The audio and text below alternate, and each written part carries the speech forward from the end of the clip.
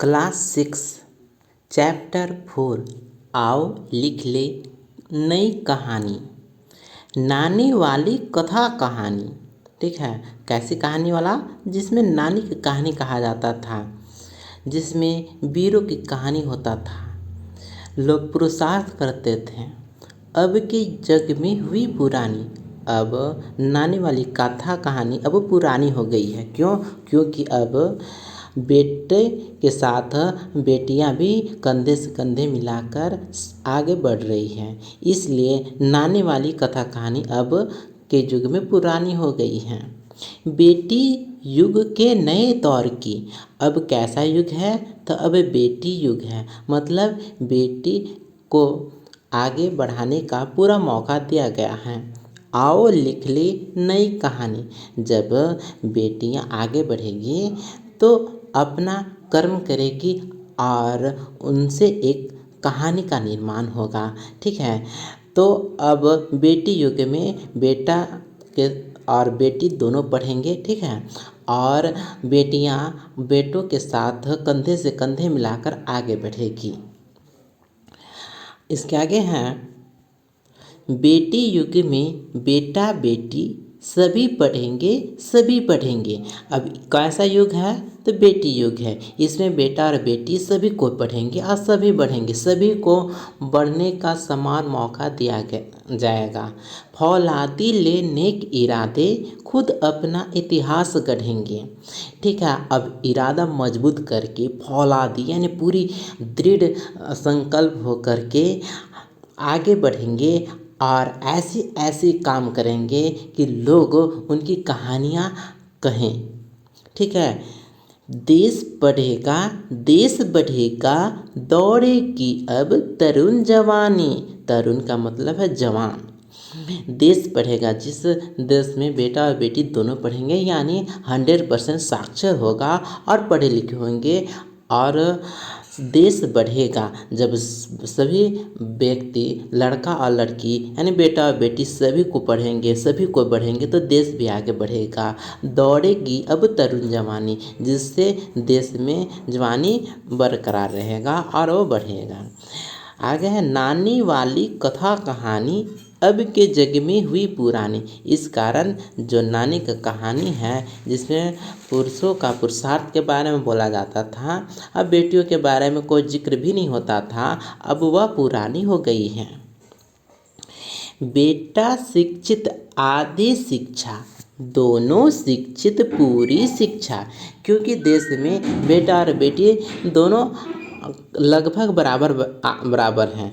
यदि केवल बेटा शिक्षित होगा, यानी हमारी आधी जनसंख्या ही शिक्षित हो पाएगी, और यदि दोनों शिक्षित होंगे तो पूरी शिक्षा मिलेगा। ठीक है, तो मान लें कि 100% है देश की जनसंख्या, जिसमें 50% बेटों की जनसंख्या और 50% बेटियों की जनसंख्या है। यदि केवल बेटा शिक्षित होगा, यानी आधा, यानी 50% हुआ ना, आधा। अगर दोनों शिक्षित होंगे तो 50-50 100% दोनों पूरी तरह शिक्षित हो जाएंगे। हमने सोचा मनन करो तुम, सोचो समझो करो समीक्षा। ठीक है, तो हमने इस बात को सोचा और इसको मनन करो तुम। अब इस बात को समझो और समीक्षा करो। आगे है, सारा जग शिक्षामय करना, हमने सोचा मन में ठानी। तो सभी जगह में शिक्षामय करना है। ठीक है, बेटा और बेटियों दोनों को पढ़ाना है और आगे बढ़ाना है, यह हमने ठान लिया है। नानी वाली कथा कहानी अब के जग में हुई पुरानी। इस कारण नानी की कथा कहानी अब पुरानी हो गई है, क्योंकि अब बेटी युग आ गया है। अब कोई ना अनपढ़ होगा, सबके हाथों पुस्तक होगी। क्योंकि बेटी युग आ गया है, इसलिए बेटा और बेटी दोनों के हाथों में पुस्तक होगा और दोनों कोई पढ़ेंगे। ज्ञान गंगा की पावन धारा सबके आंगन तक पहुँचेगी। ठीक है, तो जब सभी को पढ़ेंगे तो ज्ञान गंगा अब पावन धरती पर बढ़ेगा और सभी के आंगन पहुँचेगा और सभी को पढ़ेगा और आगे बढ़ेगा। यहाँ पर देखोगे कि बहुत सारी बेटियों जो आगे बढ़े हैं उनकी तस्वीर दिया गया है। उसके आगे है, पुस्तक और कलम की शक्ति जग जाहिर जानी पहचानी।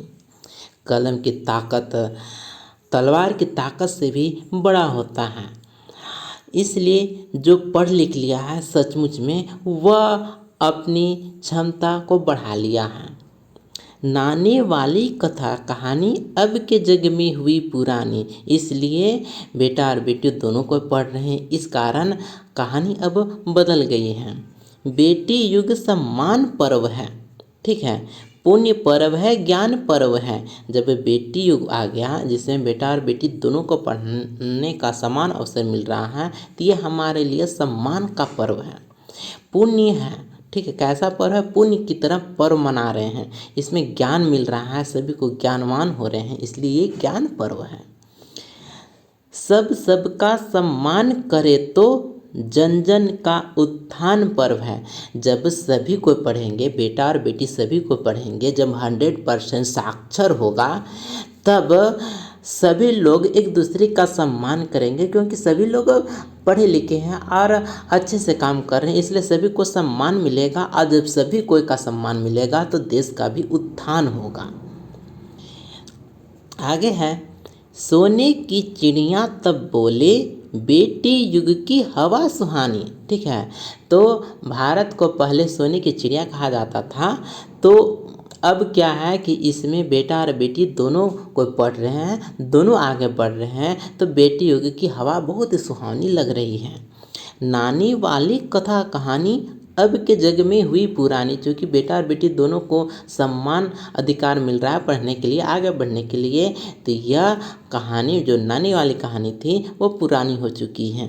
बेटी युग के नए दौर की आओ लिख ले नई कहानी, ठीक है। इस पहले क्या था कि केवल पुरुष ही यानी बेटा को ही पढ़ने लिखने का मौका दिया जाता था और वही आगे बढ़ते थे, लेकिन अब दोनों को का मौका मिल रहा है, बेटा और बेटी दोनों पढ़ रहे हैं, दोनों आगे बढ़ रहे हैं और दोनों साथ साथ आगे बढ़ रहे हैं और देश के तरक्की में भाग ले रहे हैं, इसलिए यह कहानी अब बदल गई है।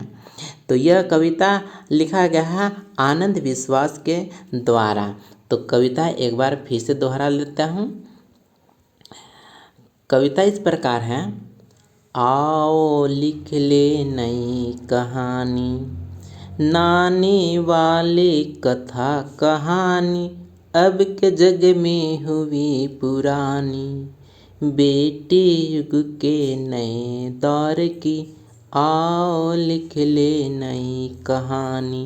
बेटी युग में बेटा बेटी सभी पढ़ेंगे सभी बढ़ेंगे, फौलादी लेने के इरादे खुद अपना इतिहास गढ़ेंगे, देश पढ़ेगा देश बढ़ेगा दौड़ेगी अब तरुण जवान, नानी वाली कथा कहानी अब के जग में हुई पुरानी, बेटा शिक्षित आधी शिक्षा दोनों शिक्षित पूरी शिक्षा, हमने सोचा मनन करो तुम सोचो समझो करो समीक्षा, सारा जग शिक्षा में करना हमने सोचा मन में ठानी, नानी वाली कथा कहानी अब के जग में हुई पुरानी,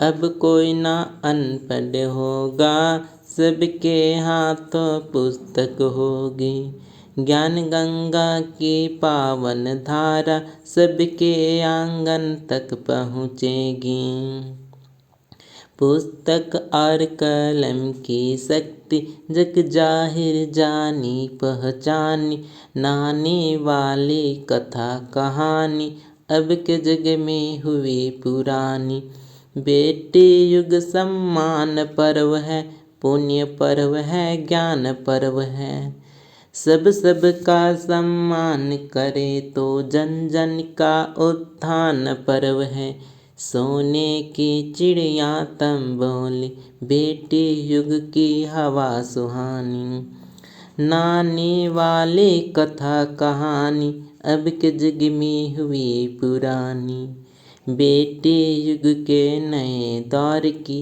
आओ लिख ले नई कहानी, नानी वाली कथा कहानी अब के जग में हुई पुरानी। बेटे युग के नए दौर की, आओ लिख ले नई कहानी, नानी वाली कथा कहानी अब के जग में हुई पुरानी।